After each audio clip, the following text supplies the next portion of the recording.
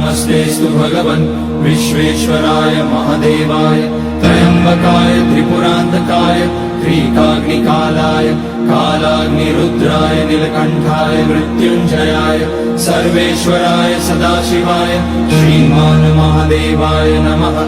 ॐ नमः शम्भवाय च मयोभवाय च नमः शङ्कराय च मयस्कराय च नमः शिवाय च शिवतराय च।